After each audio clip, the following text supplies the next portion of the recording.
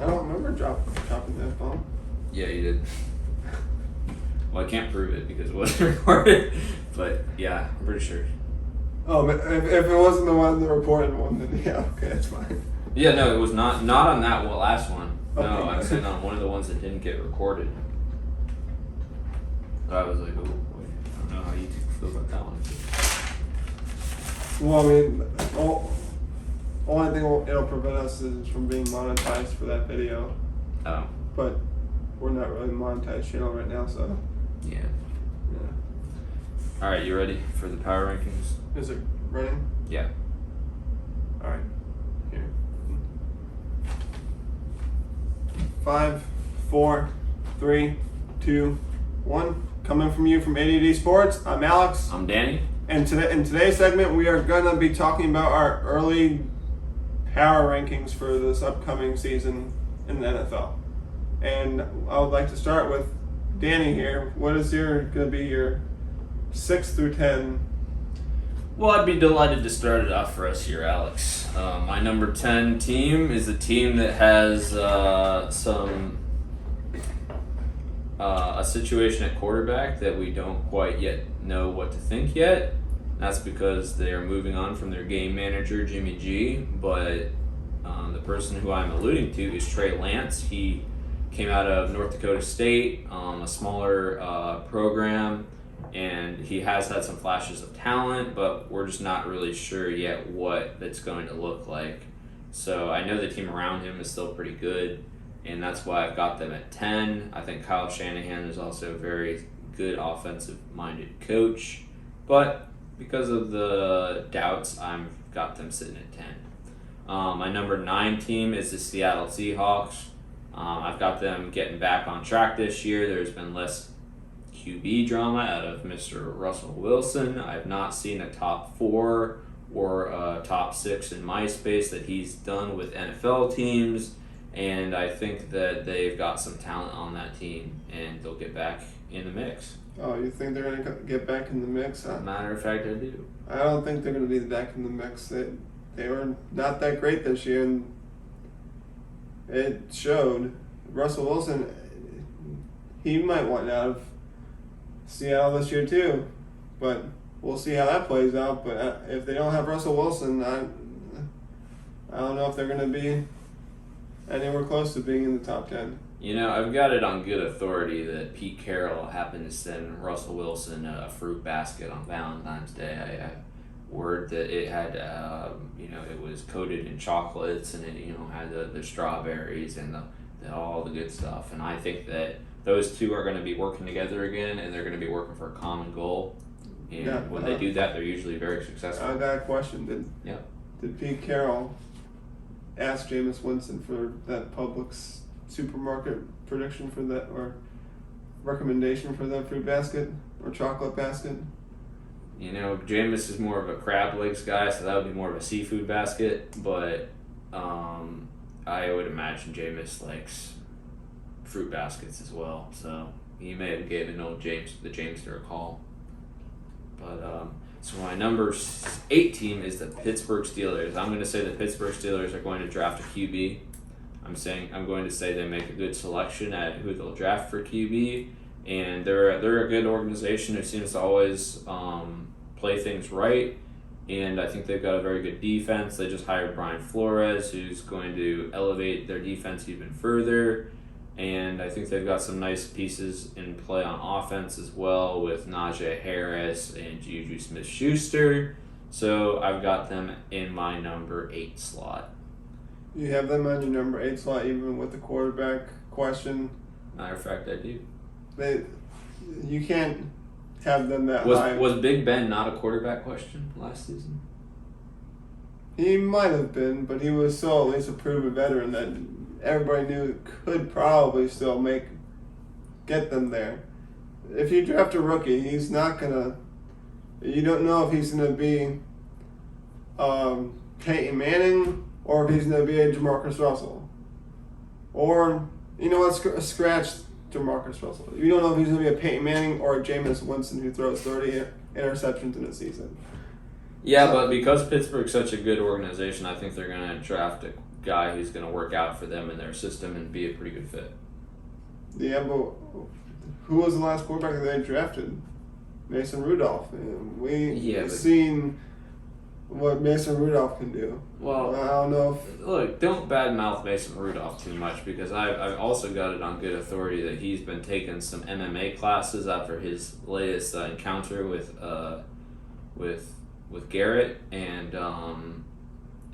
he might come over here and give you a good butt whipping, Alex. So I don't think you should be talking that way about Mason Rudolph. Plus, wasn't Mason Rudolph like a 6th round pick? I thought he was a pretty late draft. It's not like he was going to be the future or something. He was a pretty late draft. He was like a backup quarterback. But at the same time, do the Pittsburgh Steelers have a high enough draft pick to go out and select Pickett? I don't know. I mean, Pickett didn't come from a major... He did come from a major program, but they weren't one of the blue bloods, and I'm sure that these draft analysts are going to get in there and say, oh, his left pinky...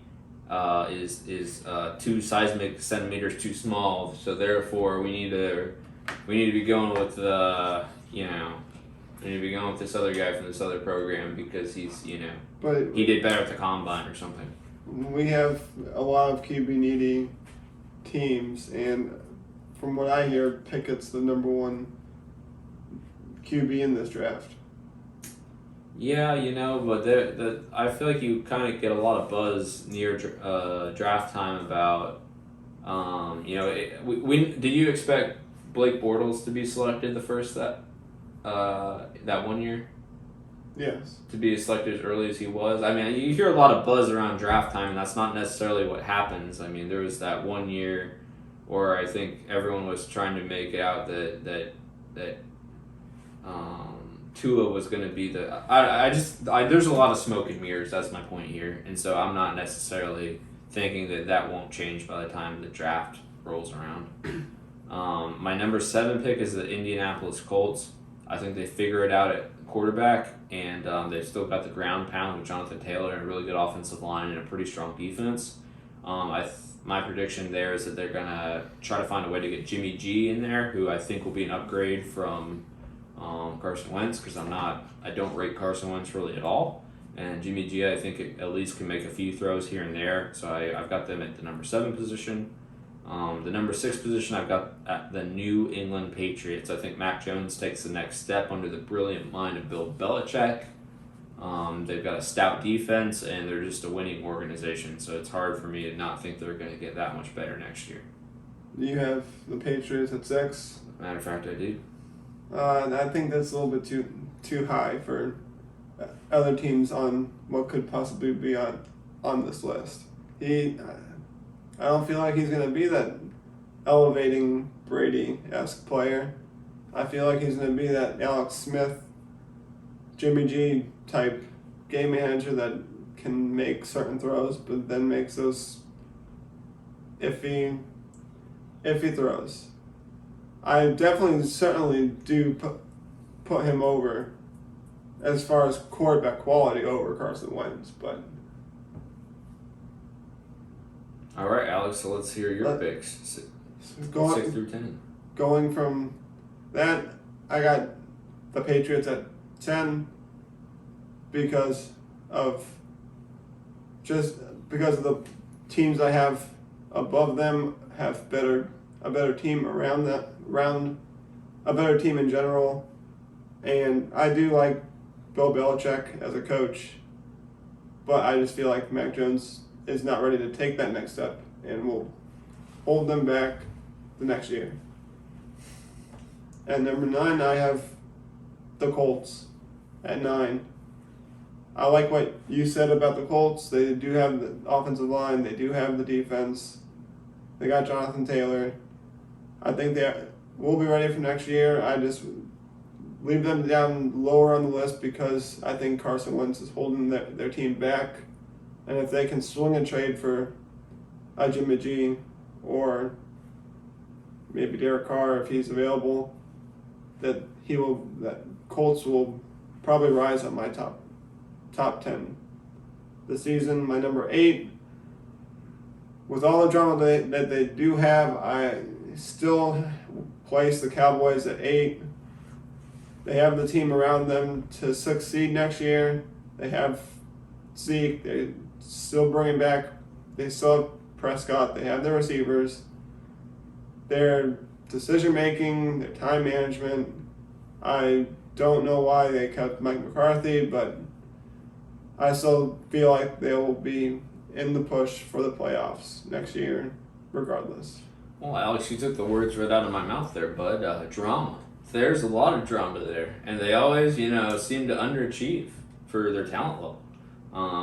They got knocked out of the playoffs because, Dak Prescott mismanaged the clock and ended up, the clock ended up running out on them. They didn't even get to try to kick field goal. So I know that they're a talented team, but I just don't see it. I think Jerry Jones is, throws a curveball into the organizational structure, and I don't know if I'm picking up what you're laying down on that one, bud. But you could blame that time management on Dak Prescott, but you could also put that time management on Mike McCarthy for not coaching it up in practice. They might be colluding on the time management. It might have been their master plan with both of them.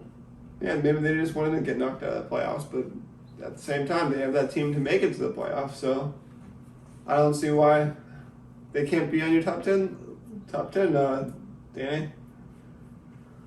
My number 7 is the Tennessee Titans because they made it to the playoffs and they have Derrick Henry next year for a full season to hopefully bring them back.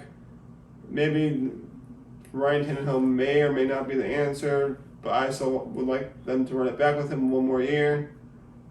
At number 6, I have the Green Bay Packers because of all the drama. Danny over here talked about the drama with the Dallas Cowboys, but another team with all the off-season drama was the Green Bay Packers and Aaron Rodgers. Whether Aaron Rodgers will be back, whether he wants out, he wants more power in the team. His vaccination card error, whatever that dilemma was. But until I can find that we're definitely having Aaron Rodgers back in a Green Bay Packers jersey next year, I can't put them over number 6 because he's a big question on that team. Well, that's a hypothetical whether as to he'll be back or not, and I'm glad you brought up some of those points of him not having enough organizational input on some of the draft capital and different things that they do, because it seems like they're finally on the same page now, and they reportedly offered Aaron the big contract and are willing to give him input on team decisions. And I think that the drama will be squashed. I think you'll see Aaron as a Green Bay Packer next year, and I think Alex will be wishing he had not put them way higher on his list. At the moment, I'm not regretting putting him way higher on the list because what you brought up, more organizational decision making has to come with wanting to take less pay to keep the team around or to go out and grab a couple key free agents and make it back to the playoffs. So if he wants that big payday like we know he probably wants, you can't go out and grab receivers or any key pieces. Devontae Adams wants that big paycheck, and who knows if he's going to be back next year. All right, thank you for watching this segment of ADD Sports.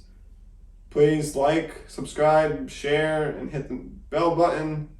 And come back and see us next week for more interesting takes.